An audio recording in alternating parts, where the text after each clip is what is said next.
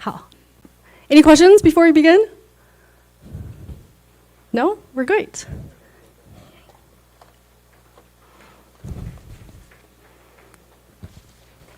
And now, let's please welcome Vice President of the Republic of China, Taiwan, Madame Bi-khim Hsiao.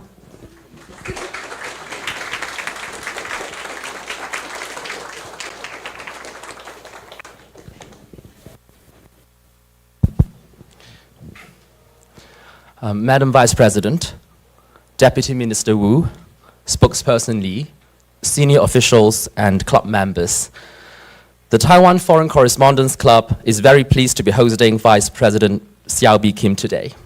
I'm sure she requires no introduction to any of us. Having served as a lawmaker, the de facto ambassador to the US, and now elected as the deputy head of state, the Vice President is one of the most powerful voices for the country. Today's event could not be more timely. Taiwan is at a key juncture, not only in safeguarding its defense and security, but also in shaping its political and economic future. As the existing international order is being reshaped, Taiwan is charting its own way ahead, forging partnerships with old friends and new partners all around the world. Madam Vice President, today you are greeting a vibrant community of correspondents, diplomats, and other international friends. This session is certainly the highlight for the club this year and marks the latest in our events with cabinet ministers, opposition politicians, experts, and VIPs from abroad. We are very much looking forward to your speech. On that note, let's invite the Vice President on stage to speak with a round of applause. Thank you.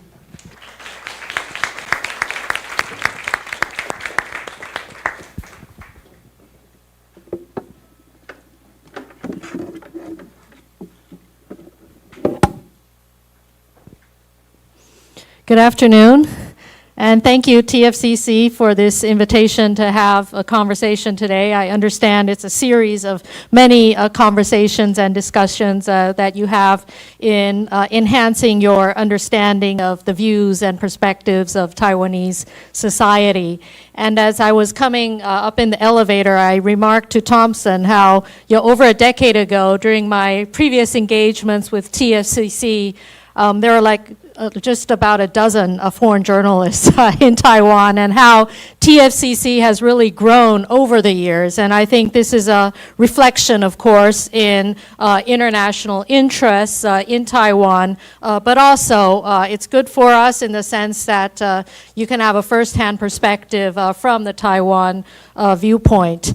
And it has, as of today, it's been over a year since the people of Taiwan entrusted President Lai and our administration with the responsibility to lead this country. It's not been an easy time, I have to admit. In these 14 months, we have faced a world that is more interconnected and yet more uncertain and more volatile than ever. But despite these challenges, we remain focused on delivering what we promised: a secure, democratic, innovative, and inclusive Taiwan, anchored in global partnerships and regional stability. So in my opening remarks, I thought I'd offer some reflections on our first year and also look ahead to what we are doing now and the work still to come. Now, Taiwan doesn't live in a vacuum. We operate at the center of one of the world's most dynamic and contested geopolitical environments. We face ongoing pressures from China, militarily, economically, politically, and psychologically. And over the past year, these pressures have only intensified. We've seen escalating military coercion, sustained gray zone activities, and economic coercion. But China is only one part of the broader, more turbulent global landscape that we're in. The world is undergoing simultaneous shocks and structural shifts, including conflicts and wars, trade tensions, disruptive innovations in artificial intelligence and other technologies, and of course, transnational challenges, extreme weather, such as what we just experienced in southern Taiwan, pandemics, cyber attacks, and all of these continue to test the capacity of the international system to respond. And at home, we face our own structural tests. Like other industrialized nations, we are addressing the realities of a rapidly aging society, a declining birth rate, and the need for intergenerational equity. We're working to close gaps between different regions of Taiwan, between traditional and emerging technologies. And we're driving dual transformations toward a net zero and digital economy, both of which require public investment, private innovation, and deep social adaptation. These long-term challenges require action now, and in the meantime, our domestic political competition is further sharpened by disinformation and China's active interference, posing strains on the cohesion of our society. So, we have a lot of work to do. Navigating all these internal and external challenges to ensure that Taiwan's economy and democracy remain resilient. Now let me walk you through some of our priorities, the progress we've made, and of course the path forward. First of all, let me address our defense.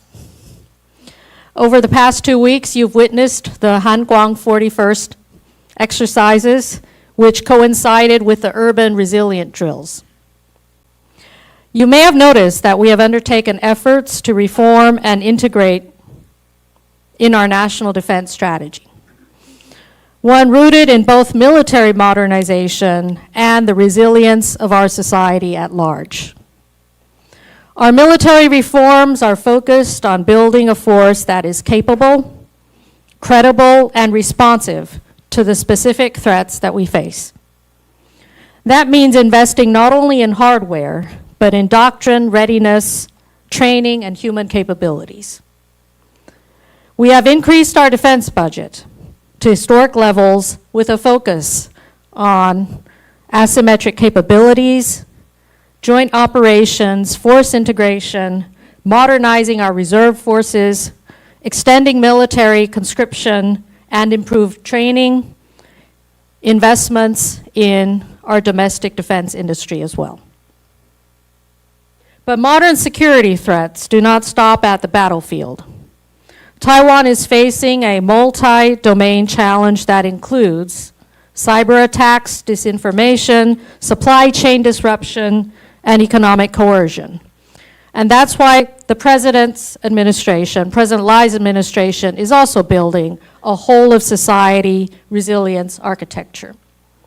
We are pursuing this through multiple integrated lines of effort, including civil defense training, critical infrastructure protection, strategic stockpiling, communications resilience, sheltering, financial resilience, cybersecurity, and more. The goal is to foster unity, preparedness, and endurance, not only in the context of deterrence, but also in fortifying our ability to cope with the frequent natural disasters that impose damage upon our society. Next, let me talk about the cross-strait relations, since I know many of you are very keenly interested in this topic. We approach the cross-strait relationship with both principle and responsibility. President Lai has reiterated our government's commitment to upholding peace and stability in the Taiwan Strait. Taiwanese people are peace-loving and among the friendliest and most generous in the world. We do not seek conflict. We will not provoke confrontation. And as President Lai indicated in his inaugural speech, we have urged the PRC to dialogue with the democratically elected government of Taiwan with parity and respect. For decades, Taiwanese people and businesses have contributed to China's growth and prosperity, which has only been possible under a peaceful and stable environment. Aggressive military posturing is counterproductive and deprives the people on both sides of the Taiwan Strait of opportunities to pursue an agenda of growth and prosperity. Unfortunately, in addition to PLA military maneuvers, we have seen a dramatic uptick in provocative and proactive CCP efforts to infiltrate, sabotage, and divide our society.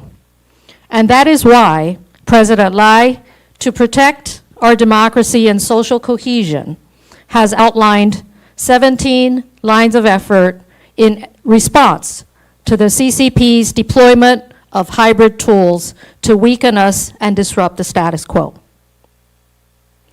Defending the status quo is our choice, not because it is easy, but because it is responsible and consistent with the interests of our entire region. Next, let me address the economy and our international partnerships. Taiwan's economy is highly interconnected and integrated with the global economy. We are a critical node in global technology supply chains, but we are also dependent on global markets to grow and prosper. So we continue to pursue partnerships with our friends and like-minded societies. With the United States, our negotiators are literally working around the clock to strive to reach an agreement on reciprocal tariffs to achieve trade balance, while also promoting further bilateral cooperation in technology, investments, and other areas.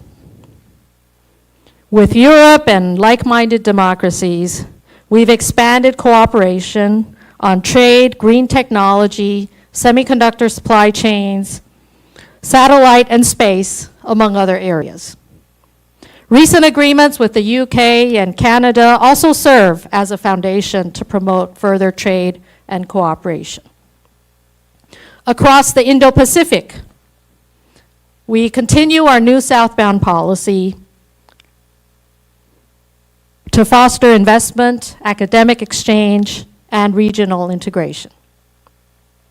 With our diplomatic allies, our foreign ministry has initiated the Allies Prosperity Project, aimed at sharing Taiwan's knowledge and services in developing key areas of digital, green, health, and resilient economies. In short, Taiwan is not only just building our economy, we are doing it in a way that is interconnected and also supports the growth and prosperity with our partners together. To remain competitive and sustainable, Taiwan is embracing two critical transitions: artificial intelligence and net zero. In AI, we are investing in data infrastructure, nurturing local talent, and promoting the responsible deployment of advanced technologies. Taiwan is committed to democratic governance in AI, governed by inclusion, transparency, trust, and innovation. In energy, we are modernizing our power grid to ensure greater resilience and reliability as we continue the rollout of renewable energy and new storage solutions. At the same time, we remain open to exploring new clean energy technologies that are being developed around the world in anticipation of growing needs in the coming years. Finally, we believe that economic growth must serve all of Taiwan, not just a few industries or regions. So we are investing in balanced development by balancing resources across the different regions of Taiwan, and also by supporting traditional industries through digital transformation, in addition to the cutting-edge technologies that have been such a focus in the international community. We are also working to expand child care, elderly care, and affordable housing, education access, so as to ensure, again, growth is balanced and inclusive. We seek to equip our workforce with upskilling programs and youth initiatives, plus a social safety net reform, ensuring that economic transformation uplifts our society together. All of the priorities that I just listed, and I don't want to go further down the laundry list of all of the workload that is stressing us out, but that we are also shouldering and carrying on at full speed. But I just want to say that our priorities, I believe, are also aligned with the values that we share with many of you in this room. Taiwan is not a passive actor. We're not only reactive. We are shaping our future through partnership, innovation, and democratic resolve. Now let me stop there, and I look forward to addressing your questions. Thank you.